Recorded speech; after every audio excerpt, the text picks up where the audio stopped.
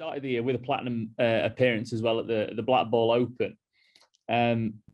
How was that experience for you, and what were you able to take from it moving forward with your own game?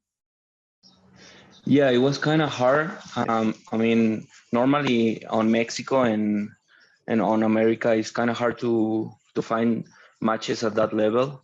So getting there and start playing at that level with these players that are the best of the world.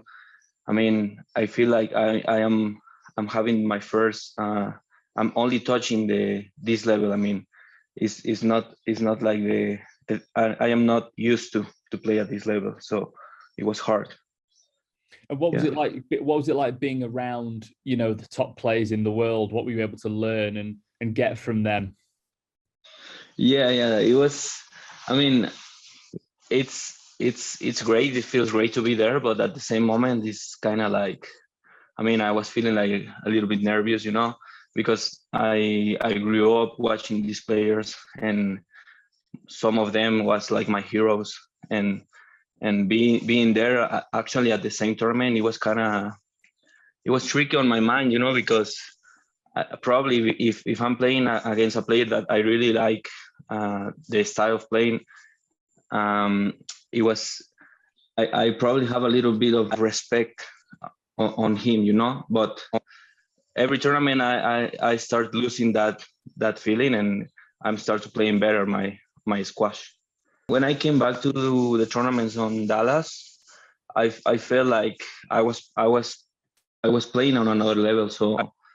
So I managed to win kind of solid against these players that they don't reach the tournaments that I played. So I have a little more of experience, a little more of idea about the game on the other level. So I can win both of the tournaments without dropping a game, because I feel like I was playing on another level. Last year after that tournament, I play against Nathan, and he beats me like 2 or 3 times. So when I get that win, I feel like, okay, now I can go on I can pass the top the 50 players. I can be a top 40 player. So I feel great, and I keep with the hard working. You carried that on. You finished with back-to-back wins in Guatemala. Just what was that experience like, the 2 weeks you spent there, and obviously beating Alfredo in both finals as well?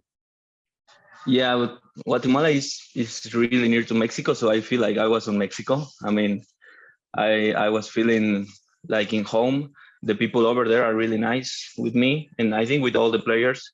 And yeah, I mean, Fred and I are good friends. We train together, so it was hard to play against him, because he's your partner and he knows about my game, a lot of stuff. But at the end, I think that I have been training and I have been playing more tournaments, so I have more rhythm. So that was the difference for me.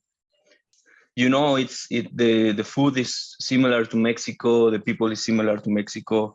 Everything is similar to Mexico. So I feel like I was just training. I didn't feel like I was on a tournament. I feel like I was, having fun, and it wasn't like going to Egypt and even didn't sleep well. So I don't sleep well because the difference in the hours. So. Yeah, I was feeling great on Guatemala. Yeah. You've overtaken now both Salazars to become Mexican #1. I think we spoke a couple of weeks back before one of the tournaments in Guatemala, and you said, it didn't quite feel the same because you hadn't beaten Cesar or so. And do you still feel like that, and you still feel you need to prove yourself against Cesar and Arturo to be known as #1? I mean, yeah. To me, I think that's the correct thing to do. Until I play against them, I would like to say that I'm the Mexican #1. because they are good players too. I mean, everybody, because the pandemic and the COVID, the rankings are like moving up, moving down. So I need to prove myself and to everybody, well, myself, that I can beat him. I can beat Arturo and Cesar, and then I'm going to become number one. But it's hard. They are really good players. They are like so talented, and it's going to be hard.